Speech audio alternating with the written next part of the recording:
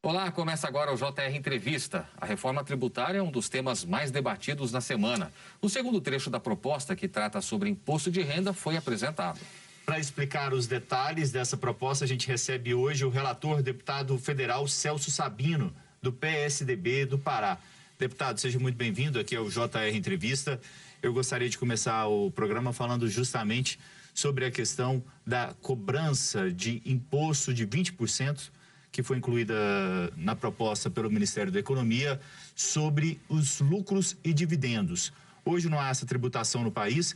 Por que é tão complicado toda vez que se fala sobre a cobrança de imposto sobre lucros e dividendos?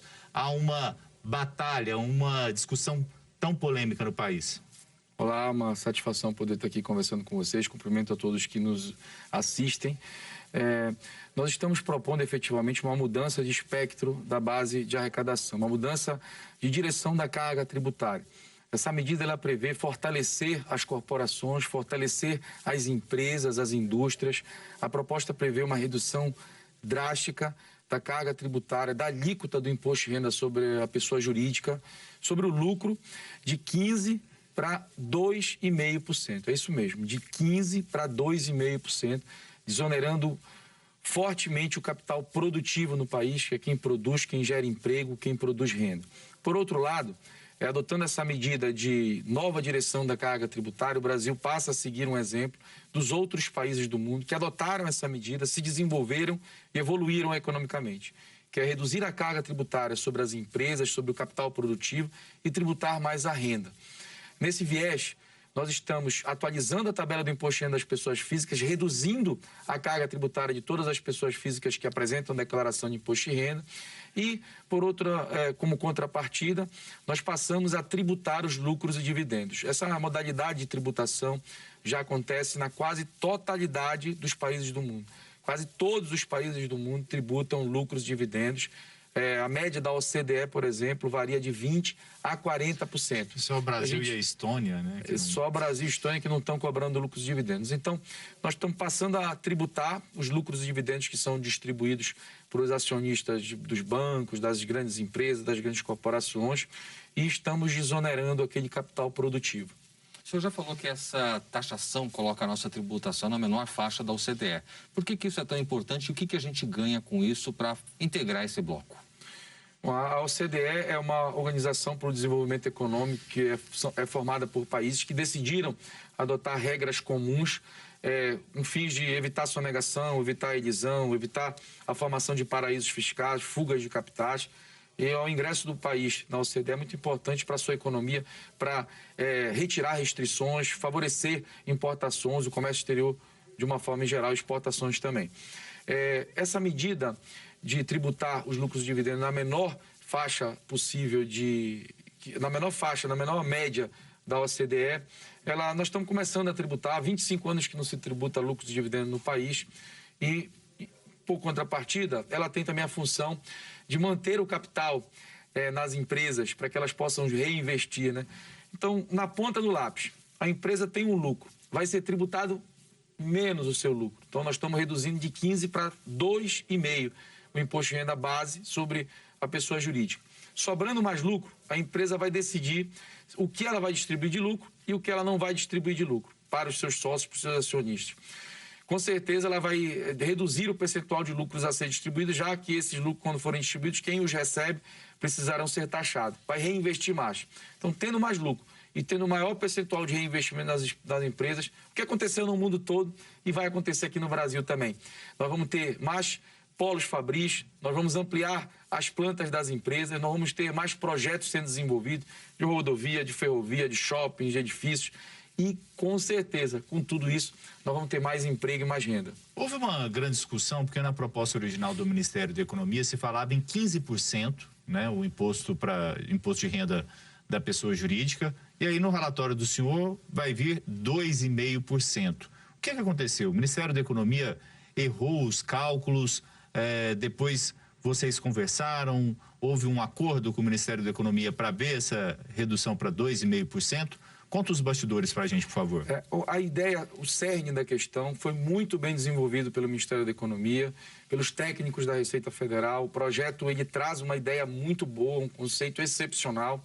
Precisavam ser feitos alguns ajustes, algumas calibragens, e nós, dialogando diariamente, fizemos 36 reuniões com todos os segmentos da economia, conversamos com várias atividades, 36 reuniões, diariamente, fora essas 36 reuniões, com o Ministério da Economia, com a Receita, com a Fazenda, com a Procuradoria da Fazenda Nacional, e conseguimos construir esse nosso substitutivo, buscando aprimorar o projeto. A ideia inicial era reduzir a alíquota base de 15% para 10%.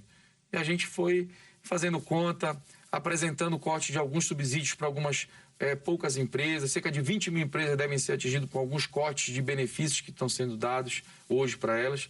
Mas conseguimos chegar nessa redução de 15% para 2,5% fazendo esses cortes. Entendemos que essa redução de 15% para 2,5% no imposto de renda da pessoa jurídica vai atender hoje 1.100.000 empresas que estão ativas no Brasil, nos regimes de lucro real, lucro presumido e lucro arbitrado, incluindo nesses 1.100.000 empresas, todas as maiores empresas do Brasil, todas as maiores empresas em geração de emprego do país.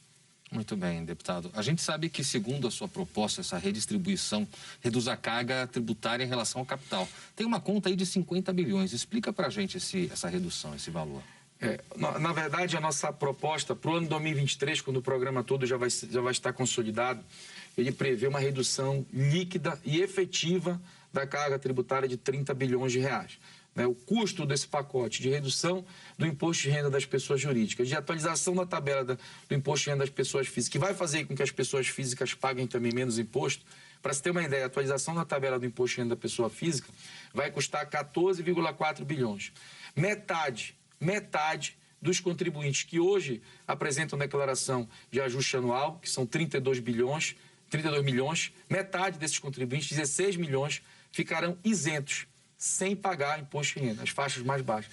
Acima dos que ficarão isentos, a primeira faixa acima dos que ficarão isentos terá uma redução de carga de 60% do seu imposto de renda, pessoas físicas. Então, esse pacote ao todo vai custar 115 bilhões de reais, né? Nós fomos buscar as compensações para que as perdas não fossem tão volumétricas como estão sendo. Então, nós estamos iniciando a tributação dos lucros e dividendos que são distribuídos, vão passar a ser tributados. Nós estamos tirando um benefício que, em regra geral, atinge principalmente os bancos, que é a dedutibilidade da JCP que é paga, né, juros sobre o capital próprio que são pagos, afetando mais fortemente aí o setor bancário. E também retirando alguns benefícios de cerca de 20 mil empresas, de 4 ou 5 segmentos que a gente está pretendendo cortar, cerca de 20 mil empresas. Além disso, a gente está propondo também, já estamos contando com recurso, que nem é tributário, mas é orçamentário, do corte nos supersalários, que nós aprovamos essa semana na Câmara.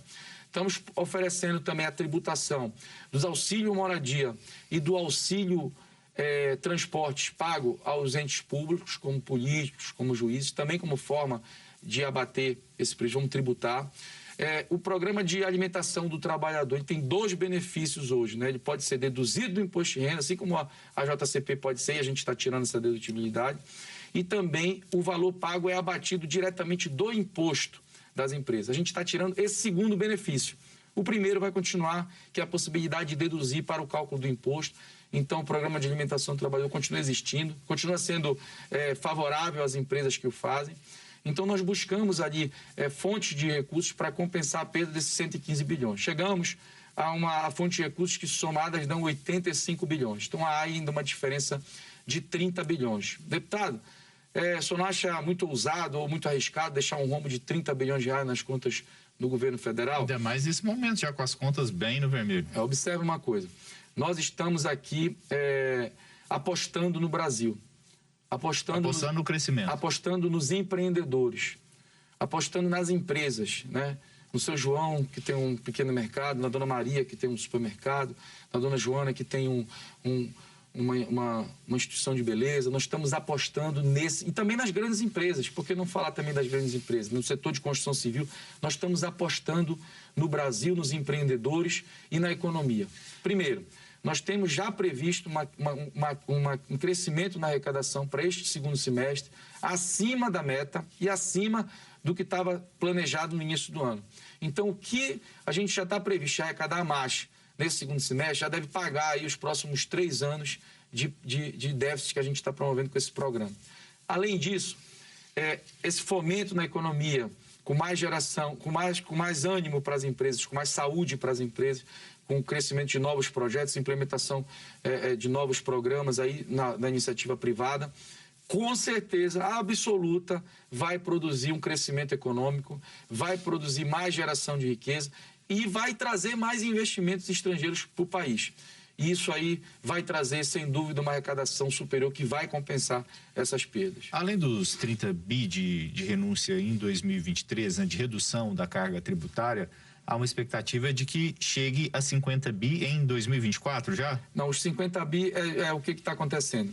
Além de reduzir a carga tributária em 30 bi, no aspecto geral e efetivo, líquido, a redistribuição da carga que nós estamos fazendo, retirando o peso do capital produtivo e transferindo, por exemplo, para a renda com a cobrança de lucros e dividendos, essa redistribuição de carga, ela vai fazer com que o capital que está sendo investido em produção, em construção, em empreendimentos, em geração de emprego, em geração de renda, esse capital vai deixar de ser exonerado em 50 bilhões em 2023. E aí a expectativa é equilibrar quando as contas? Porque a gente vive uma situação fiscal difícil no país.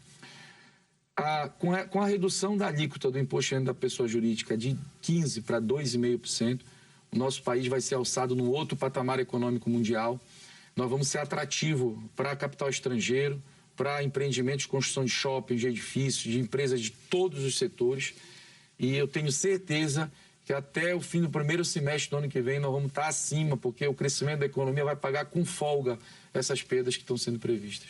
Muito bem, deputado. Eu quero lembrar você que nos acompanha que é possível assistir ao JR Entrevista na Record News às 10h40 da noite, no Portal R7, no Play Plus, no Jornal da Record, no JR 24 horas, sempre à 00:30 e, claro, também por meio de nossas redes sociais. Deputado, fala-se também, e o senhor inclusive anunciou isso, a redução de benefícios fiscais para cerca de 20 mil empresas, pelo menos, né? Isso atinge quais setores? Cerca de 20 mil empresas que possuem alguns benefícios que a gente está propondo reduzir, entende que é suportável, vão proporcionar um benefício a todas as 1.100.000 empresas que estão ativas nos regimes de lucro real, lucro presumido e lucro arbitrado no Brasil. Todas as 1.100.000 empresas. Inclusive essas 20 mil que vão perder alguns benefícios, seja de PIS e COFINS, seja de IPI ou seja de imposto de renda. Essas empresas precisam fazer o cálculo do que elas vão ter reduzido o seu imposto de renda de 15% para 2,5%. E o que vai impactar a perda de um benefício de PIS e de COFINS? Provavelmente vão empatar. Mas pode ser que alguma empresa, Kleber, chegue e fale: deputado, a gente vai ter um aumento aqui de carga de 5%, ainda com a redução da alíquota do imposto de renda da pessoa jurídica. Observe que ninguém vive numa ilha. A gente está aqui numa grande sociedade. Esse setor ou essa empresa específica precisa perceber o seguinte: todos os seus fornecedores vão ser beneficiados serão beneficiados com essa medida, redução de 100% da alíquota do imposto de renda da pessoa jurídica. Todos os seus clientes serão beneficiados com essa medida.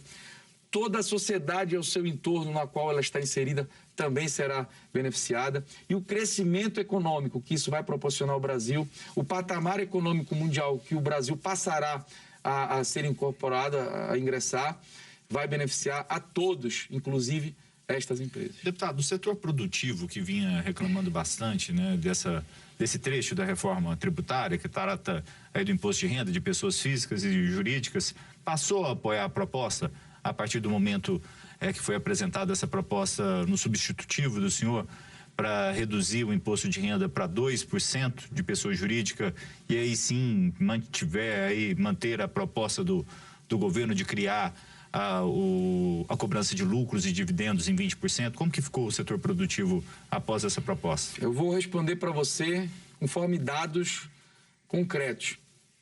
Nós fizemos a leitura do nosso relatório para os líderes nessa última terça-feira. E nessa terça-feira, todas as bolsas do mundo caíram, as principais. Nova York caiu, Nasdaq caiu, Inglaterra caiu, todas as principais bolsas caíram. E nós vivemos na segunda e na terça-feira, e também na quarta, uma forte instabilidade no maior mercado da América, que é o mercado dos Estados Unidos, por vários fatores. Puxou todas as bolsas para baixo. E aqui, após a leitura do nosso relatório, por volta de meio-dia, 1h da tarde, o Bovespa disparou. Fechou o dia com 128 mil pontos, se desgrudou de todas as bolsas mundiais e todos os portais de notícia, os principais portais de notícias vinculados ao mundo financeiro, ao mundo econômico, atribuíram único e exclusivamente ao aceite do nosso relatório. Então, isso foi muito bem visto. A gente já tem testemunhos aí da indústria da construção civil, de vários dos setores financeiros, de várias outras indústrias, várias outras atividades, demonstrando o apoio a esse texto que nós apresentamos. Eu estou muito convicto, os líderes todos ficaram muito satisfeitos.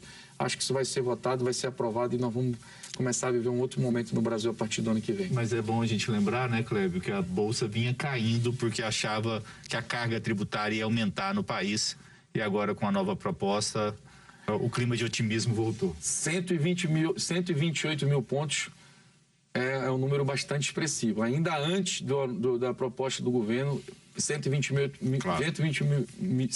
mil pontos batidos já seria um número muito expressivo. Verdade. Deputado, ainda sobre essa questão da retirada de benefícios de alguns setores, de algumas empresas, há uma crítica em relação à possibilidade que isso pode levar de perda de benefícios de alguns trabalhadores que recebem diretamente delas, por exemplo, vale transporte, vale refeição.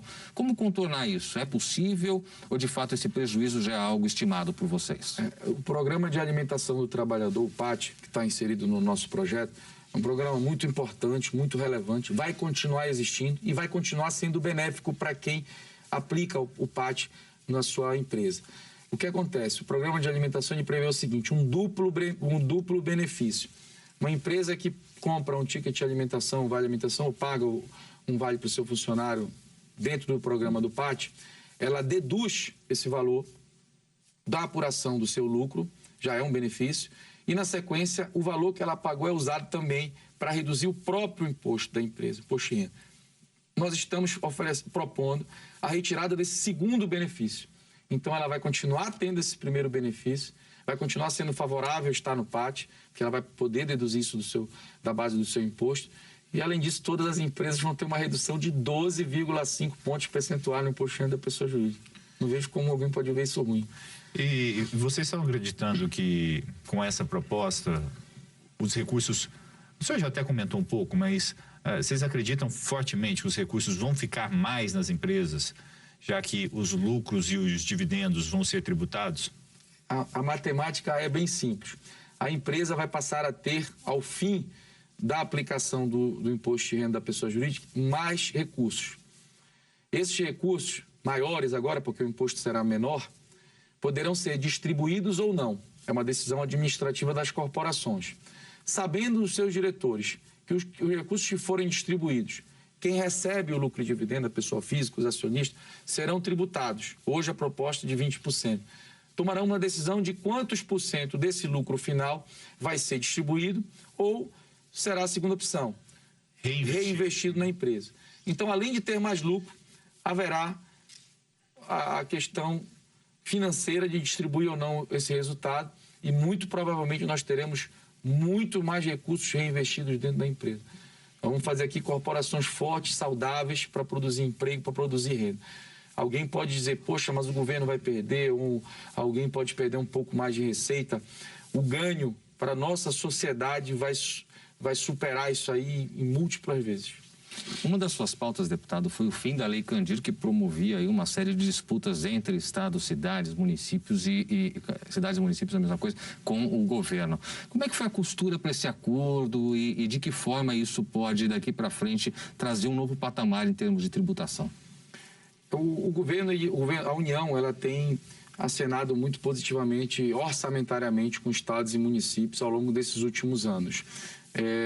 Eu defendo muito o Pacto Federativo, uma redistribuição, uma renegociação desse Pacto Federativo. Quem está na ponta, que tem que enfrentar mais diariamente e diretamente os principais problemas da nossa sociedade, até por atribuições constitucionais, são os municípios e são os estados. nós aprovamos aqui a regulamentação das compensações pelas perdas que esses entes federativos têm aplicando os dispositivos da Lei Candir. Desde então, a União vem retribuindo aos estados e municípios bilhões de reais anualmente a título de compensações por perdas com a Lei Candir. Além disso, nós fizemos aí a cessão onerosa, que também foi dividida com estados e municípios em valores também de bilhões de reais. Além disso, no fim do ano passado, aliás, meados do ano passado, com o início com a pandemia crescente no mundo todo, nós aprovamos na Câmara um aporte financeiro da União para estados e municípios a título de provisão de perdas de arrecadação que poderiam vir no segundo semestre para esses entes federativos. E foram aportados bilhões de reais a simples justificativa de possibilidade de perda de arrecadação própria. O que acontece é que, além de terem recebido esses bilhões de reais, não houve queda de arrecadação, os estados ainda tiveram um acréscimo de arrecadação. Além disso, nesse momento, os estados estão registrando as maiores receitas, as maiores arrecadações próprias, batendo todos os recordes de arrecadação. Além disso, nós estamos vivendo agora, nesse último mês, um dos maiores índices de redistribuição através de FPM e FPE. O FPE, nesse último mês, está batendo recorde também. Está sendo o maior da história. Então, eu acredito que para que a gente possa fortalecer a economia, dar esse benefício para todas as empresas, o imposto de renda que a gente está desonerando, ele é 51% da União e 49% de estados e municípios. É necessário que todo mundo dê um pouquinho de contribuição. A União vai ganhar mais, mas os estados também vão perder um pouquinho agora, mas quando começar a movimentar a economia, gerando mais emprego, mais renda, vendendo mais, vai ter mais arrecadação de ICMS, de ISS, enfim, todo mundo ganha. Obrigado, deputado. JR Entrevista vai para o intervalo. Na volta, a gente fala sobre a Frente Parlamentar Mista de Defesa da Desoneração da Folha de Pagamento. Continue com a gente. Estamos de volta com o JR Entrevista, aqui com a gente o deputado federal Celso Sabino, do PSDB do Pará. Acaba de ser lançada no Congresso Nacional a Frente Parlamentar Mista em defesa da desoneração da folha de pagamento.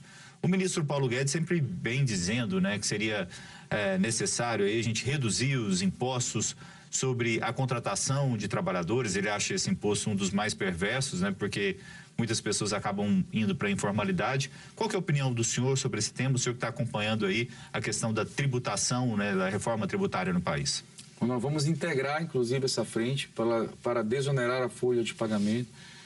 O entendimento, quando a gente quer desenvolver a economia, promover mais renda e também com isso gerar mais emprego, ele encontra mais esse obstáculo. Além de nós reduzirmos os tributos sobre a renda, nós vamos ter lá na frente um próximo obstáculo para a geração de emprego, que é desonerar a folha de pagamento. Desonerando os tributos que incidem sobre a folha de pagamento, nós vamos proporcionar uma vontade maior, além de que uma formalização maior e uma facilitação maior para que todas as empresas tenham interesse e possam contratar mais empregados, mais funcionários, sem dúvida nenhuma. Muito bem, deputado. A gente muda um pouquinho de assunto para falar da pandemia agora, porque um dos momentos mais dramáticos que o país viveu foi justamente a falta de oxigênio na região que o senhor integra. A região norte, a Amazonas sofreu com isso, o Pará, de certa forma, também teve problemas. Como o senhor viu isso e como pôde atuar para ajudar de alguma forma? Essa pandemia pegou todos nós de surpresa, né? O nosso sistema público de saúde não estava preparado para enfrentar essa crise sanitária global que chegou no Brasil. Nem a União, nem os estados, tampouco os municípios. A União fez aporte, além das compensadas, das provisões de perdas de arrecadação, fez aporte direto nos fundos de saúde dos estados e municípios para o combate à pandemia, para a construção de hospitais de campanha, para a contratação de médicos, para aquisição de materiais, insumos, enfim, inclusive oxigênio. Nós no Pará, nós tivemos pontuais problemas de falta de oxigênio. Tivemos na cidade de Anajás, na Ilha do Marajó, e principalmente na cidade de Oriximiná, no oeste do Pará, que é próximo da fronteira com o estado do Amazonas. Ali, o prefeito da cidade adquiriu uma usina de produção de oxigênio, acho que foi em São José dos Pinhais, uma cidade que é vizinha do aeroporto lá na capital do Paraná. Eu estive, inclusive, lá. E nós fizemos uma articulação, não só eu, mas a bancada do Estado do Pará, deputados, senadores, junto ao governo, a FAB, especialmente o Ministério da Defesa, mobilizaram as aeronaves e mobilizaram toda a logística para fazer o transporte dessa usina, que é um transporte complexo, é uma usina grande, até a cidade de Oriximiná, essa usina já está lá, já entrou em atividade há muito tempo e a gente está com essa questão de oxigênio momentaneamente já há algum tempo resolvida no estado do Pará. Bom, vamos continuar falando sobre os reflexos da pandemia, só que agora na área da educação. O senhor tem várias pautas, né, ligadas à área da educação e a gente está aí com a educação pública parada na maior parte do país desde o início da pandemia, que foi em março do ano passado, né? E muitas escolas ainda fechadas. Como que o senhor vê os reflexos para a educação, esse período tão longo de escolas públicas fechadas? O período, se Deus quiser, vai estar acabando agora até dezembro, de pandemia global. Espero que até o fim do ano nós já estejamos com todos os brasileiros vacinados, mas ele afetou todos os setores, uns mais e outros menos. Vai deixar um trauma, vai deixar uma cicatriz no mundo todo, não só na área econômica, na área social, no empreendedorismo, na saúde, mas também na economia. Estamos formando uma geração que está ficando aí 1 ano, 2 anos sem estar presente nas salas de aula. Agora já há escolas que já estão retomando as suas aulas. Mas eu acho que é muito importante nós abrirmos a discussão em relação ao ensino à distância, em relação ao ensino doméstico. Essa pauta tramita também na Câmara dos Deputados. Em outros países isso já é regulamentado. No Brasil ainda há pessoas que entendem como alguma forma de abandono intelectual, os pais que não levam os seus filhos para a escola, mas a gente tem que garantir, é claro, de uma forma segura, de uma forma possível, de uma forma ética, de uma forma lícita, que os pais que tenham condições, né, possam também fazer a educação dos seus filhos no ambiente doméstico.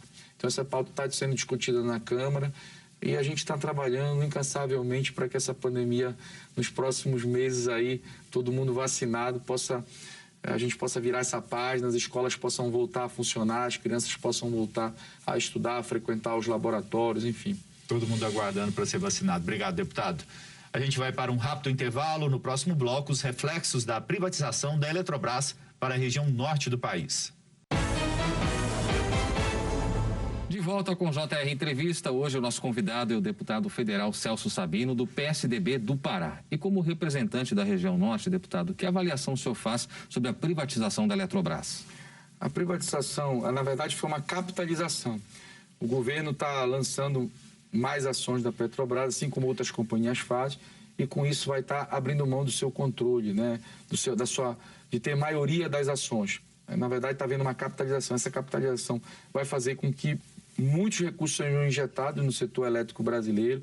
Nós vamos ter um fomento aí, além de linhões, além da indústria termoelétrica, além da indústria hidroelétrica, valores que serão injetados direto no parque da produção de energia no nosso país. Nós vamos melhorar o consumo, nós vamos melhorar a produção energética brasileira com mais eficiência e também aplicando as regras de compliance, aplicando todas as regras dos modernos modelos energéticos do mundo. Eu tenho certeza que nós vamos dar também um passo importante para o setor elétrico. Nós pagamos uma das energias mais caras do mundo, no meu estado do Pará, uma das mais caras do Brasil.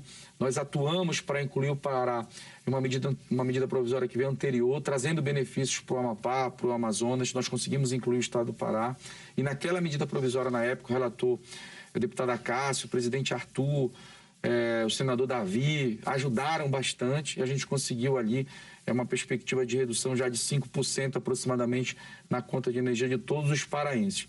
Além disso, essa medida, esse pacote tributário que a gente está do imposto de renda, vai reduzir em 12,5% a alíquota do imposto de renda das pessoas jurídicas, inclusive das empresas que fornecem energia. Isso com certeza vai contribuir também para mais investimento, para mais eficiência e para que a conta de luz de todos possa baixar. Deputado, voltando ao assunto então da reforma tributária, né, desse trecho da reforma tributária específico que o senhor é relator, que é a questão do imposto de renda de pessoas físicas e jurídicas, qual que é a expectativa de votação? A gente já tem uma primeira etapa da reforma tributária que está lá caminhando a passos lentos no Congresso, mas essa discussão sobre o imposto de renda parece que deu uma avançada. Como que está a expectativa? As expectativas são ótimas. Quando nós apresentamos o relatório aos líderes, ele foi muito bem recebido, muita gente já entendendo a oportunidade e o momento conveniente de nós votarmos isso, para prepararmos o ambiente de negócio já para esse período pós-pandemia que vai chegar, para a retomada econômica. A retomada econômica já vai encontrar muitos pontos favoráveis e, claro, Nós estamos oferecendo aqui a tributação, grandes patrimônios, grandes fortunas, lucros de... Para você ter uma ideia, no ano passado nós selecionamos um grupo na Receita de 21 mil CPFs, que no ano passado receberam 230 bilhões de reais de rendas não tributáveis. A grande parte dela é distribuição de lucros e dividendos. Então nós temos aí pessoas que são realmente muito ricas e estão pagando nada de imposto. Então, quero dizer aqui que não é vergonha ser rico. Vergonha é ser rico e não querer pagar imposto igual todo mundo paga. Então, é claro que uma medida como essa pode causar um impacto, um desconforto de uma pessoa ou outra que está num patamar de desigualdade em relação aos demais, né? Tem gente que não paga nada de tributo, tem gente que paga 27,5 aqui na outra ponta. Então, isso pode causar aí um ânimo, mas eu tenho um desânimo, mas eu tenho certeza que os benefícios vão ser maiores para todos, inclusive para esses que não estão pagando e vão passar a pagar. A gente está acabando. O senhor vê possibilidade de acordo entre os partidos para essa proposta avançar? Acredito que há possibilidade total de acordo, nós temos uma ampla votação favorável e acredito também que a sociedade vai se organizar e vai clamar para os seus representantes para que essa medida seja aprovada o quanto antes. Deputado, muito obrigado. A gente vai acompanhando essa discussão. O JR Entrevista fica por aqui. Lembrando que você pode assistir ao programa na Record News às 10h40 da noite, no portal R7, no Play Plus, no Jornal da Record, no JR 24 horas, à 00h30 e também nas nossas redes sociais.